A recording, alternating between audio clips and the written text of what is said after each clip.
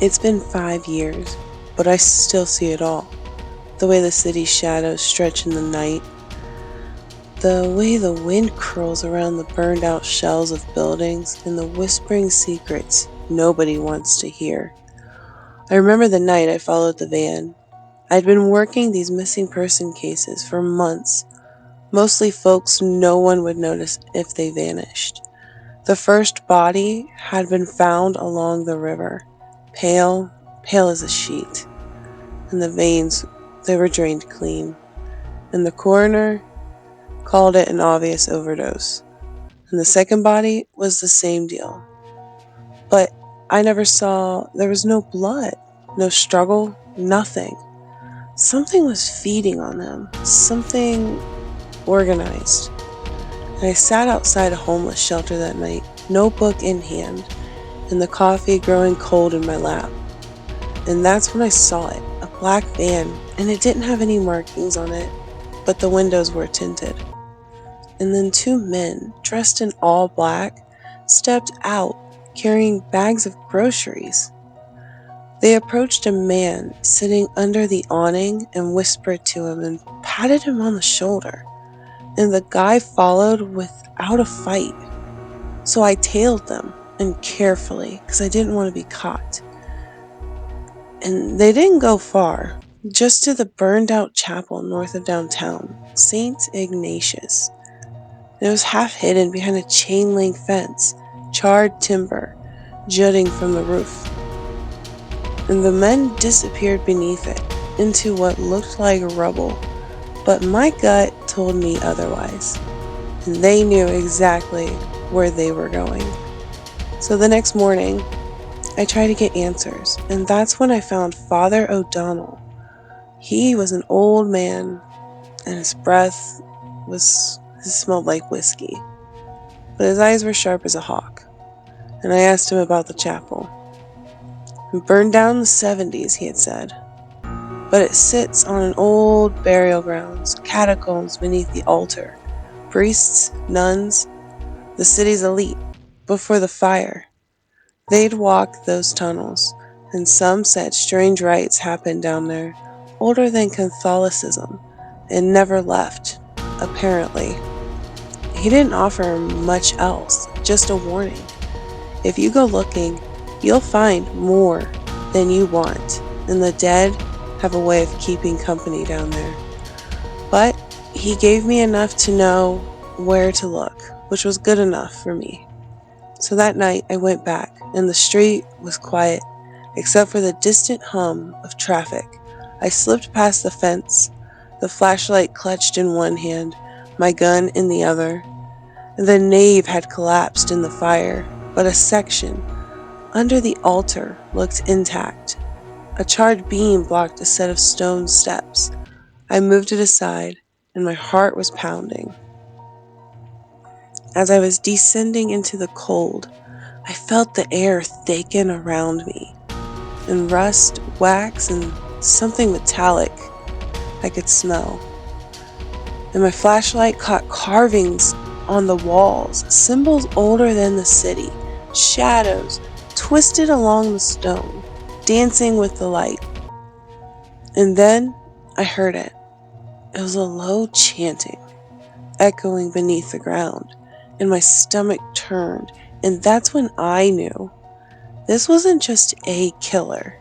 This was a community, almost like a hive, where they all came together at. And they've been feeding for years, maybe decades, just hiding in plain sight. And I had just stumbled into the heart of it. And even now, 5 years later, I can feel the weight of that night, the cold stone under my fingers, the whisper of chanting in my ears, the undeniable certainty that something in Columbus was hunting the living, and I was right in the middle of it. And as I was getting out, I stumbled out of the catacombs, and my lungs were burning on fire and my heart was pounding. The cold night air hit me like a wall, and somewhere behind me, the faint chanting resumed, echoing from below the ground. Before I could gather my senses, a hand gripped mine, this way," with a low voice. Said Hayes pulled me through the maze of dark alleys, moving fast but carefully, keeping us in the shadows. My stomach twisted with every distant sound, the rattle of trash, the clatter of a loose board.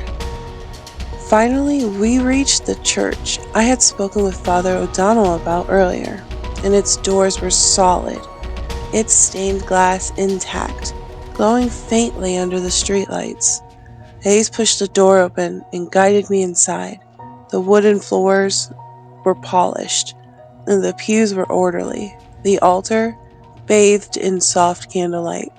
It felt like a sanctuary. He slammed the door behind us and locked it with a heavy chain. "We stay here until daylight," he had said.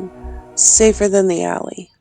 And I sank onto a pew, still catching my breath, and Hayes pulled out a small backpack from under the altar, producing a tin of beans and a crust of bread. "Eat something. You'll need it," he said. So I took the food, the warmth of it grounding me after the terror of the catacombs and the taste of metallic and faintly burnt bread, but I swallowed it anyway. "Why are you helping me?" I had asked. The voice was barely above a whisper. Hayes chewed slowly, and he was scanning the church. He said, "I've been tracking them for months. They're organized, careful, and dangerous. You stumbled into their tunnel. You could have been gone before anyone even knew." I look around the sanctuary. The peaceful church is now a cage, albeit a safe one. So we wait until morning, and for now, he said, "we keep watch. They'll come back tonight, and when they do, we need to know what we're dealing with." The beans and bread filled my stomach, but did little for the knot of fear that was in my chest. And outside, the city asleep, oblivious, beneath the streets the cult hunted, and here, in the quiet sanctuary of the church, Hayes and I waited silent, and we were alert and alive for however long it took until the sun returned. And when the first gray light of dawn filtered through the church's stained glass window, I felt the tension in my shoulders ease for the first time since the catacombs. Hayes unchained the door and we stepped aside. "Daylight," he said quickly, "safe enough for now." And we stepped out onto the quiet street. The city had no idea what had been happening beneath it. The alley behind the church, it was empty, normal, peaceful, or as normal as Columbus ever got in the early morning. Hayes looked at me and asked, "Do you want to know more and help?" I didn't hesitate. "Yes," I said, my voice steadier than I expected. He nodded as if he had been waiting for me to say it, and led me away from the streets. We walked in silence until we reached a modest house, tucked behind a row of brick buildings, and it looked ordinary from the outside. One of those places you'd pass by without a second thought. But inside, let me tell you, it was something else entirely. "Down here," he had said, leading me to a door at the end of a narrow hallway, and I hesitated for just a moment before he pushed it open and we went down. Then the basement was huge. Shelves lined the walls, stacked with notebooks, folders, maps pinned with red strings connecting dots across the city, photographs, sketches, surveillance notes, everything Hayes had collected over months of tracking the cult, and the air smelled of old paper and ink. "This," he said, Sweeping a hand across the room, is everything I've gathered: locations, disappearances, movements. I've been trying to map them, figure out how they operate, but there's more than I expected. I moved closer to a large table, scanning the maps and diagrams. The cult wasn't just local, it had a roots that stretched back centuries. Symbols carved into stone, old church records, obscure references in history books. Hayes had traced their activity back hundreds of years. And now, seeing it all laid out, I realized just how deep this went. They've been here a long time, I said quietly. Much longer than anyone ever suspected. Yes, Hayes said, and that's why we have to be careful. This isn't just a handful of blood drinkers, it's a network, a lineage, a history, and we're only seeing a fraction of it. I swallowed, the weight of it pressing down on me. This was bigger than I'd imagined: centuries of secrecy, power, and predation, and somehow I was going to be a part of uncovering it. Hayes looked at me serious. You ready to dive in? To really see what we're dealing with? I nodded, a mix of fear and determination settling in. I'm ready. And that's when I realized this investigation would change everything I thought I knew about the city and about what lurked in its shadows. The basement was quiet except for the faint scratch of pencil on paper as Hayes adjusted pins on one of the city maps. And I crouched over a stack of notebooks, scanning his notes, and each page was a puzzle piece: dates, locations, descriptions of vanished people, and occasionally sketches of symbols that kept reoccurring. And they don't just strike randomly, Hayes said, pointing to a cluster of red pins along the riverfront in old industrial blocks. They work in patterns: feeding grounds, checkpoints, recruitment spots. The bodies we've seen, only a fraction. There are dozens more we haven't found yet. I traced a path on the map, connecting the dots. And these symbols, I asked, pointing to a repeating mark in multiple notebooks. They're everywhere? Hierarchy, Hayes said. Some kind of ranking. Each cell has leaders, and they answer to someone higher. It's old century stuff. They move carefully. They leave almost no evidence until someone like you or me gets close. We spent hours in that basement, pacing, piecing together the puzzle. Maps covered in strings, sketches of alleyways, notes about who disappeared where, and theories Hayes had gathered from historical documents, old news clippings, and his own observations. I began to see the pattern clusters around abandoned factories, old churches, and neighborhoods, near transit hubs where transient populations could vanish without notice. And then I noticed a note in his handwriting, almost as an afterthought. Next target, Lincoln Street Shelter, tonight. Hayes, I whispered, pointing. This isn't just history. It's happening right now. He nodded grimly. Exactly. They've already marked someone, and if we don't act, another person disappears tonight. I felt the same cold dread I'd felt in the catacombs, but now it was sharpened by purpose. This wasn't just a case, it was a hunt. And Hayes looked at me, serious. We start with surveillance, watch the spots we've identified, and see how they operate tonight. Document everything. No heroics, not yet. I swallowed, nodding. My hands were steady now.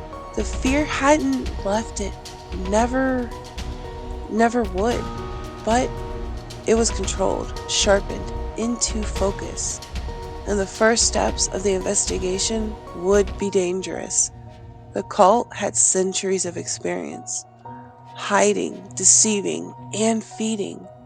And now we were the outsiders stepping into their world.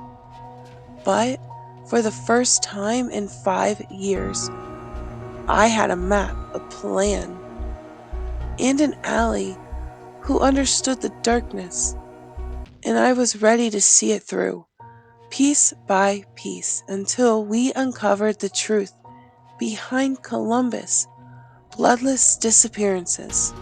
Night fell like a velvet curtain over the city, and we were parked in the shadows across from the Lincoln Street's shelter.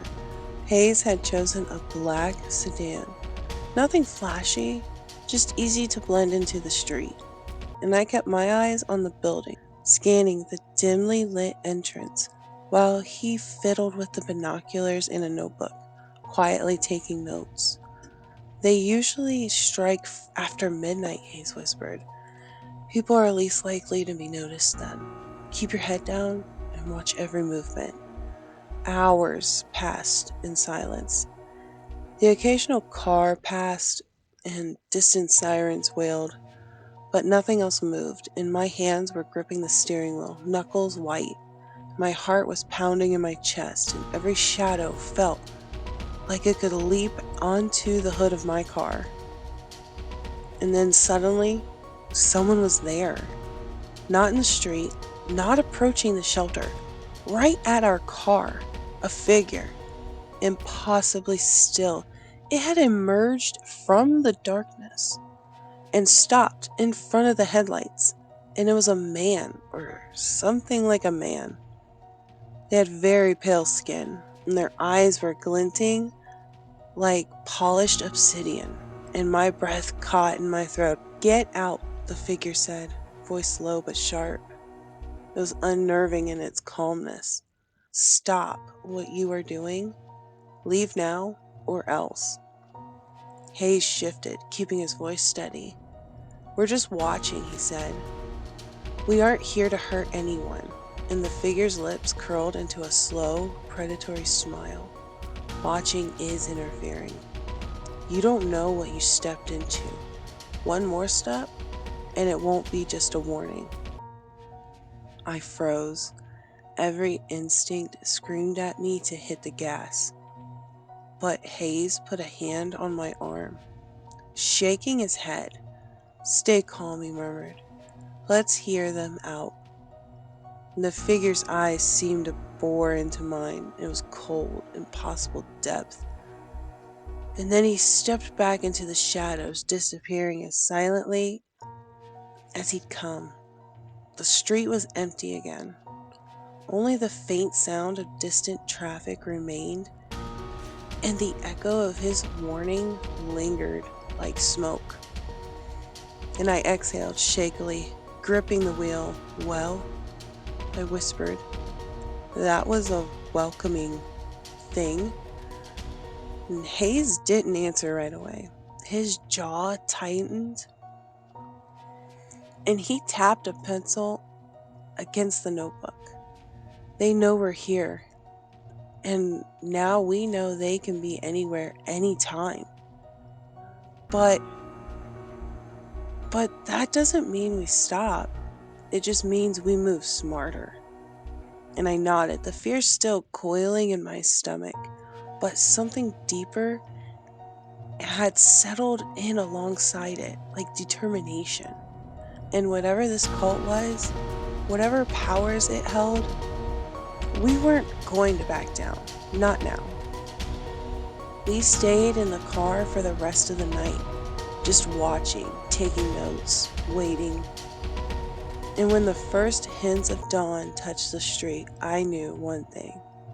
This wasn't just about following them anymore. They were following us. After the encounter in the alley, Hayes and I knew we couldn't just watch from the sidelines anymore. The ultimatum made one thing clear. These weren't careless predators. They were organized, cunning, and fast. To stand a chance, we needed to figure out their weakness. And back at his house, we spread out everything in the basement. Again, maps, notes, photos, old records. Hayes tapped a folder labeled Historical Patterns. Look at this, he said. He pointed to a series of century-old accounts, descriptions of disappearances in Ohio and neighboring states. Every few decades, there's a shift, a lapse in activity. Something happens.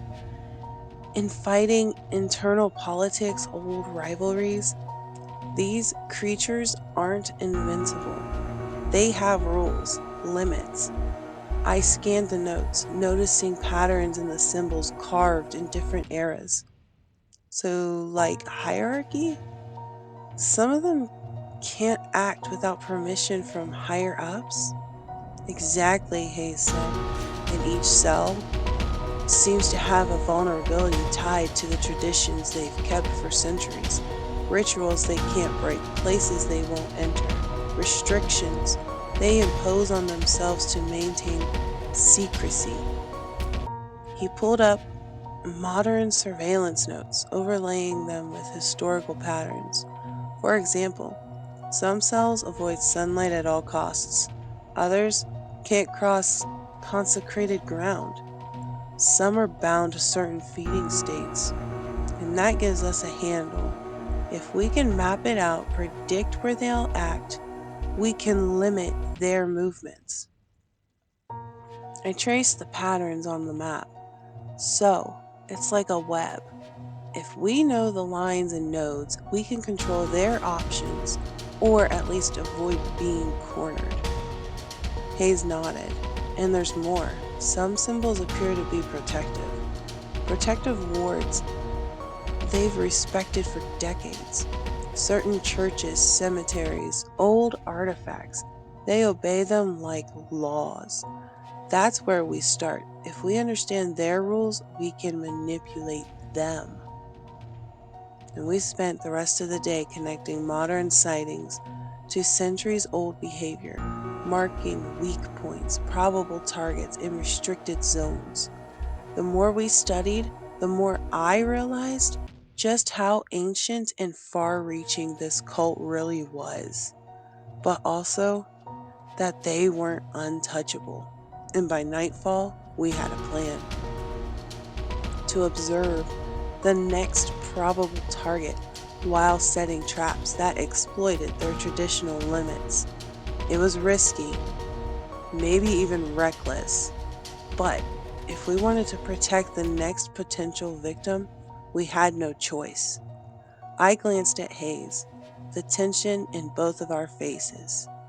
So, we're not just tracking them, I said. We're trying to bait them into their own weaknesses. And he gave a small, grim smile. Exactly. If we play it right, we can make them reveal themselves, and once we see their hierarchy, we know who to strike at. For the first time, the fear was tempered by purpose. And we weren't just prey anymore, we were hunters. Night fell again, thick and heavy, as Hayes and I parked a safe distance from the next target, a run-down boarding house that matched the patterns we'd identified. The street was quiet, almost unnaturally so, as if the city itself was holding its breath. We had spent hours mapping out their predictable routes, feeding grounds, and restricted zones. Tonight, we weren't just watching, we were testing the rules. Hayes had brought along small markers, reflective tape, and chalk to outline boundaries we suspected the cult obeyed, alleys they wouldn't cross, certain doors they avoided, and wards drawn from centuries old notes. Stay low and stay quiet, Hayes whispered. adjusting the flashlight to the narrow beam. If we do this right, we'll see them move, react, and maybe reveal who's in charge. Hours passed. Intense silence. Shadows shifted, but nothing concrete appeared until a sudden figure moved along the far alley, pale, tall, and impossibly smooth. The vampire hesitated at the edge of one of our chalk lines. It hissed softly, the head tilting as if it knew something invisible blocked it. I held my breath. Hayes signaled to me to stay still. The figure's steps faltered. Then it retreated, vanishing into the shadows. There, Hayes said quietly, we're onto something. They respect the lines, the boundaries, its instinct, training, tradition, whatever it is, we can use it. Moments later, another figure appeared at the entrance to the boarding house, scanning the street, and Hayes nudged my arm. Watch. Watch how it moves. See how it interacts with the markers? The creature hesitated again at another chalk line, clearly struggling with the invisible barrier we'd set. It snarled, then retreated down the alley, vanishing before it could reach the building. I exhaled, adrenaline surging out of my body. It works, I whispered. They're following the rules. Hayes nodded. Rules are weaknesses. Once we understand them, we can manipulate the whole network. But we have to be careful. One misstep, and they'll know we're watching. And we stayed through the night, documenting every movement, every pause, every hesitation. And by dawn, we had enough to understand the cult's patterns, their hierarchy, their feeding habits, and most importantly, the invisible boundaries that bound them after centuries of hunting in the shadows. And for the first time, I realized we weren't just reacting anymore. We were strategic. And if we played our cards right, we could start dismantling a network that had preyed on the city for generations. And by the third night of surveillance, Hayes and I were ready to test the limits. We parked down a narrow side street near the old boarding house, chalk lines faintly marking the alleys and doorways the vampires seemed to respect. Every step we'd taken had been cautious, every observation meticulous, and tonight we would force their hand.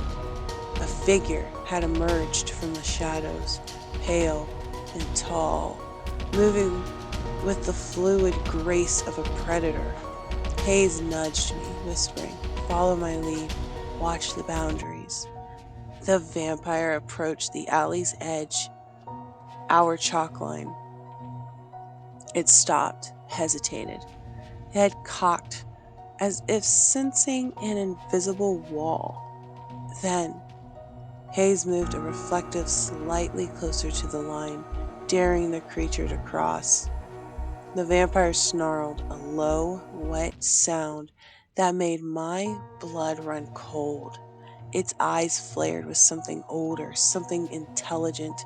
It stopped, forward, half crossing the line, and then froze, trembling. That's it, Hayes whispered. They obey their rules. But if we push, we can see how far they'll go. I held my breath as Hayes slowly advanced the marker another foot, nudging the vampire into the line carefully. The creature let out a sound like glass shattering.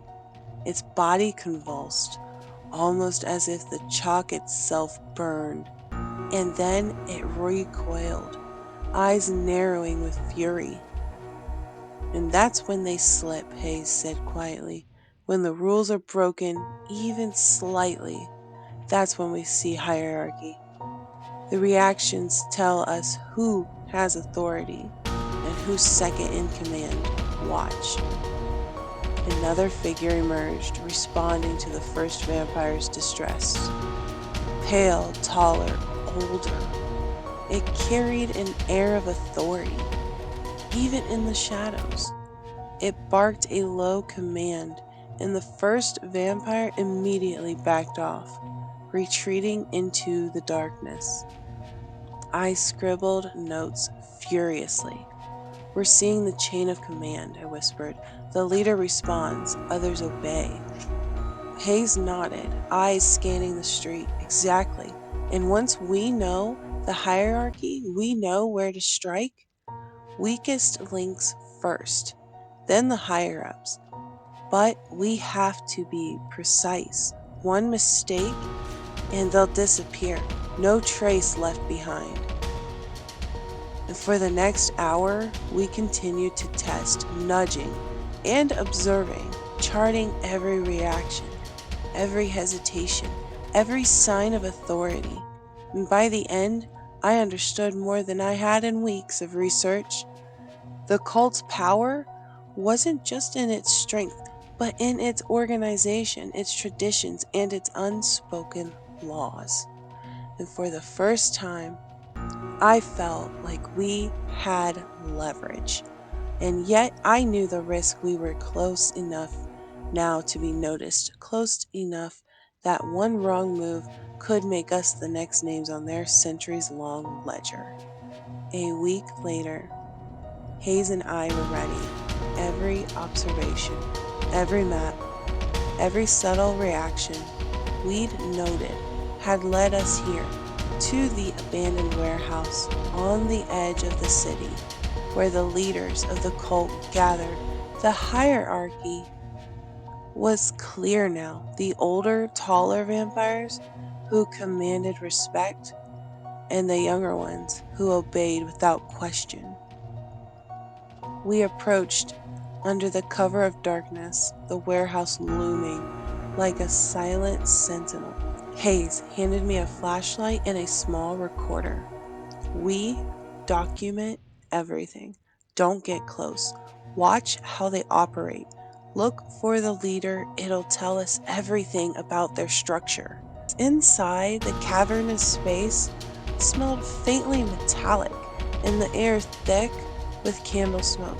The cult was assembled in a loose circle, and they were chanting quietly. Symbols were painted on the floor in deep red, and at the center, the taller than the rest, was the leader, an impossible pale figure, eyes glinting like onyx, radiating authority. And beside him were his lieutenants, equally terrifying, and they were smaller, but commanding obedience from the others. And Hayes whispered, "This is it. Watch how the leader moves, how commands are given. Any hesitation is weakness we can exploit." And I pressed myself against a pillar, holding the flashlight under my chin to keep it hidden. The leader raised a hand, and the lieutenants stepped forward instantly. They were carrying trays of ritual objects. One of the younger vampires in the circle shivered as the leader's gaze swept across the room, and I noticed something. He hesitated at a chalked line drawn centuries ago, which we'd learned they obeyed. And Hayes leaned close, whispering, "That's your leverage. Boundaries, tradition. Even leaders follow the rules they can't break." And then it happened. A misstep by one of the lieutenants. They stepped over a boundary we'd predicted. The leader snapped, hissing in fury, "Enough!" His voice was a whip crack in the still night. The other vampires froze, eyes wide, and Hayes motioned to me, "Now." We pushed forward carefully, using the boundaries to corner them, I shined the flashlight along the lines, forcing the leaders to hesitate just enough. The young vampires recoiled instinctively. The leader's face twisted with rage, then realization. We understood their rules, and we were using them. The confrontation escalated quickly. The leader lunged, but Hayes was faster, blocking with a wooden staff he'd prepared, forcing the vampire back. I threw a vial of salt toward another lieutenant, marking the boundaries, and it recoiled sharply, hissing at me. And for the first time, they were reacting to us, not the other way around. The leader, realizing his authority was challenged, barked orders, but the hierarchy faltered under the strain of our knowledge. We could see the cracks, the centuries old traditions that bound them where they were now, our weapons. By dawn, the warehouse was chaos. Some fled into the shadows, others were trapped by the lines and wards we'd set up. The leaders, they weakened by their own adherence to rules and had no choice but to retreat. I sank to the floor, my chest heaving, adrenaline was coursing through me. And Hayes, he put a hand on my shoulder. And we've seen them. We've mapped them. We know how to fight them. This is just the beginning. And I knew he was right. This wasn't over. Not by a long shot. But for the first time, I felt like we had a fighting chance against the cult that had haunted Columbus for centuries. The warehouse confrontation left the city streets quiet once more. But Hayes and I knew that the fight was far from over. The cult had been shaken, yes, but centuries of careful planning and secrecy didn't crumble overnight. What we had done was a warning, a fracture in their network, but they were still out there, watching and waiting. And back at Hayes' house, he pored over the recordings, maps, and notes we had taken during the confrontation. Every reaction, every hesitation, every breach of their own rules became a blueprint for our future action. And they'll regroup, Hayes said as he was tapping the table where the pins connected locations, disappearances, and known boundaries. The leaders we saw, they'll communicate with the others, reorganize.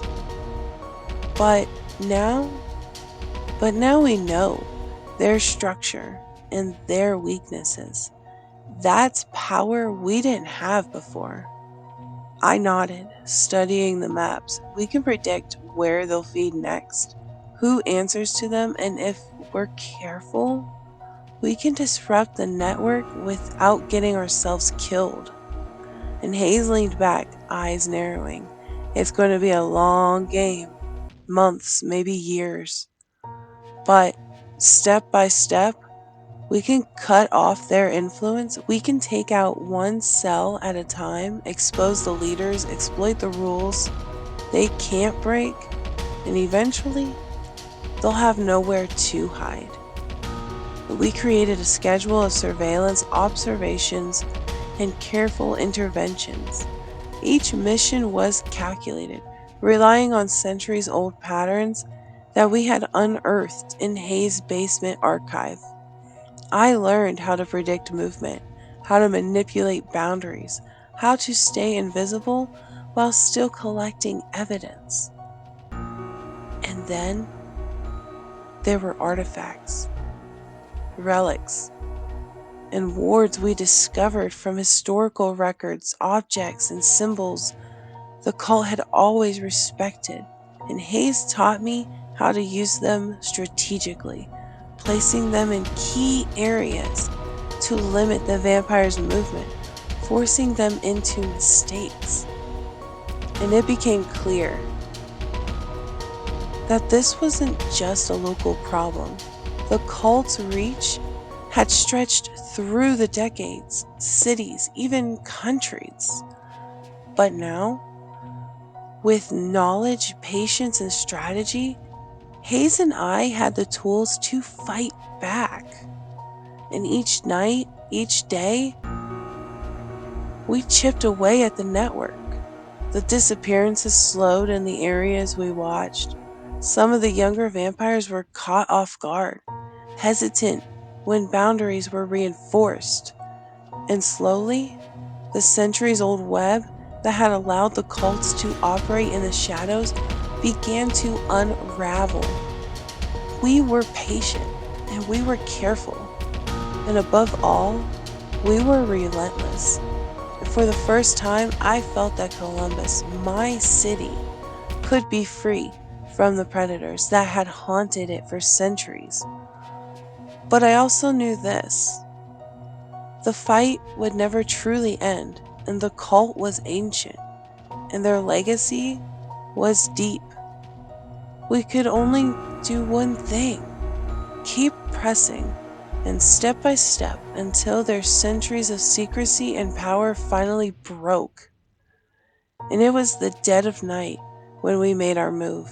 The location had been quiet for weeks, a mansion on the outskirts of the city, abandoned but well kept. And one of the last strongholds of the cult's leadership, and one of the last strongholds of the cult's leadership. The location had been quiet. It was the dead of night when we made our move. The location had been quiet for weeks. A mansion on the outskirts of the city, abandoned but well kept. One of the last strongholds of the cult's leadership. Hayes and I had spent months mapping their movements, learning the rules, predicting their routines, and tonight we would confront the top. We moved silently through the surrounding woods, the moonlight glinting off our tools and small wards we carried. Inside, the mansion was eerily still. Candles flickered along the walls, casting long shadows that seemed to breathe with the building itself. "They're here," Hayes whispered. "I can feel it. The leaders are in the main hall." We go in together, slow and precise. We stepped into the hall. At the far end, three figures waited: the head of the cult and his two lieutenants. They were tall, impossibly pale, and their eyes were polished obsidian, radiating centuries of authority. Symbols glowed faintly on the floor, marking the boundaries they had always respected. The head of the cult spoke, voice low but commanding. "I warned you. You interfere in things older than your kind, and yet, here you are." Hayes stepped forward, holding up a reflective ward. "We know your rules, we know your hierarchy, and we know your weaknesses. Tonight ends that." The leader snarled, signaling the lieutenants to attack, but they hesitated. Constrained by the wards we had placed, boundaries they had obeyed for centuries now trapped them. The head lunged anyway, moving forward than humanly possible. Hayes met him with a reinforced wooden staff, forcing him back. I activated a circle of salt we had prepared around us, and the leader recoiled, pain flashing across him. "This ends now," I said, stepping into the circle. "No more centuries of feeding on the innocent." The two lieutenants tried to flank us, but our wards forced them back, each reaction giving us insight into their hierarchy, their chain of command, their obedience. The head of the cult realized he had lost control, fury contorting his face. In that moment, centuries of unchallenged authority crumbled, and we struck in unison, Hayes with precision, me with knowledge of their rules, manipulating boundaries and weaknesses we had painstakingly discovered. The leaders staggered, faltered, and finally, broken by their own adherence to centuries old restrictions, they were forced to retreat into the shadows of their mansion. We stood in the hall, adrenaline pumping, our lungs burning, watching as the once mighty cult leaders vanished into the night. For the first time, silence reigned. No whispers, no chants, no predatory shadows. The centuries long network had fractured, and Hayes turned to me, exhaustion and relief in his eyes. We've done it, for now, but they'll regroup somewhere else. This fight, it's never truly over. And I nodded, feeling the weight of what we had just accomplished and the responsibility that remained. We'll be ready, I said, step by step, until the city is safe. And as we exited into the first hints of dawn, I realized something profound. Knowledge and strategy, patience and courage could challenge even the oldest predators. The cult's reign of terror had been broken, at least for now, and we had survived to see it and to fight again if we had to.